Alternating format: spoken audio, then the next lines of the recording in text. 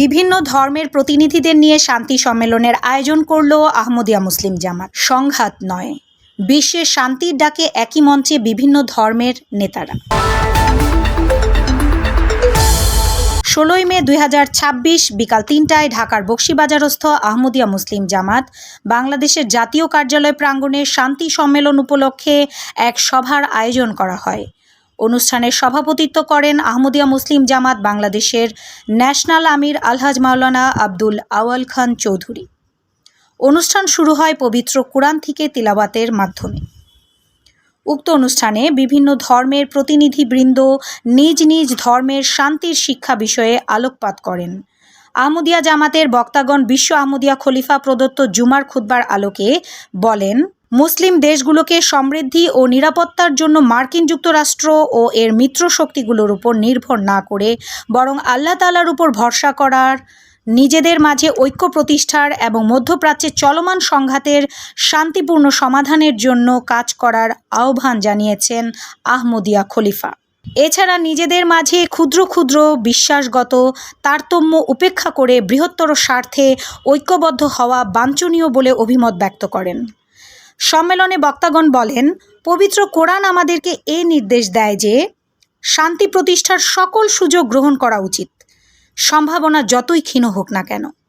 হস্তক্ষেপকারী পক্ষগুলোর উদ্দেশ্য সকল সময়ে কেবলমাত্র শান্তি প্রতিষ্ঠা হওয়া উচিত।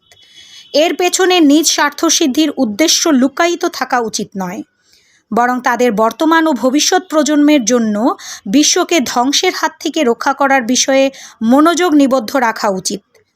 এছাড়া বক্তাগণ আরও বলেন, ইসলাম সকল ধর্মের অনুসারীদের সাথে সৌহার্দ্যময় সম্পর্কের কথা বলে। এছাড়া ইসলামের আকর্ষণীয় শিক্ষার প্রচার ও প্রসার জোর জবরদস্তি এবং বল প্রয়োগে নয়, বরং যুক্তি প্রমাণ, প্রেম ও ভালোবাসার দ্বারা মানুষের হৃদয় জয় করার মাধ্যমে সম্ভব। সর্বাবস্থায় ইসলাম অমুসলমানদের অধিকার মর্যাদার সাথে সংরক্ষণ করে। বিদ্বেষ ছড়ানো ও আক্রমণের অধিকার ইসলামে নেই। সম্মেলনে অংশ নিয়ে বাংলাদেশ বুদ্ধিস্ট ফেডারেশন সাধারণ সম্পাদক সুনন্দ প্রিয় ভিক্ষু বলেন, গৌতম বুদ্ধের অনুসারী হিসেবে সবসময় জগৎসহ সকল প্রাণী সুখ ও শান্তি কামনা করি। প্রতি ধর্মের মধ্যে সমন্বয় প্রয়োজন উল্লেখ করে রাজধানীর রামকৃষ্ণ মঠ ও রামকৃষ্ণ মিশন স্বামী দেবাদ্যনান্দ বলেন, প্রত্যেক ধর্মই অন্য ধর্মের প্রতি শ্রদ্ধার শিক্ষা দেয়। শান্তি বিরাজে বিরোধ না, উচিত হবে এক ধর্মের সঙ্গে অন্য ধর্মের সমন্বয়, তবেই শান্তি আসতে পারে।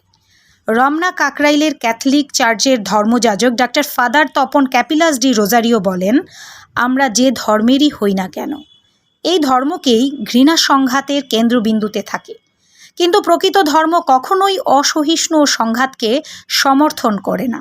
ধর্ম মানুষকে পরিশুদ্ধ করে, ন্যায়বোধকে শক্তিশালী করে এবং যে শান্তির কথা বলছি সেই পথে আমাদের পরিচালিত করে। অনুষ্ঠানে আহমদিয়া জামাতের পক্ষ থেকে বক্তব্য রাখেন অধ্যাপক ডক্টর আবদুল্লাহ শামস বিন তারেক, মোহাম্মদ মোস্তফা আলী জিসান এবং আহমদিয়া ন্যাশনাল আমির আলহাজ মাওলানা আব্দুল আওয়াল খান চৌধুরী।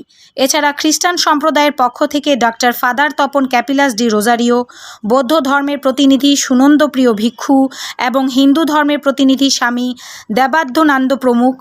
এছাড়া শুভেচ্ছা বক্তব্য রাখেন বাংলাদেশ পূজা উদযাপন পরিষদের বাসুদেব ধর, ঢাকা বিশ্ববিদ্যালয়ের বিশ্ব ধর্ম ও সংস্কৃতি বিভাগের অধ্যাপক কাজী নুরুল ইসলাম, কাজল দেবনাথ, অধ্যাপক নীরু বড়ুয়া, রহিন হোসেন প্রিন্স, সাংবাদিক ও লেখক উম্মুল ওয়ারা সুইটি সহ বিশিষ্ট ব্যক্তিবর্গ।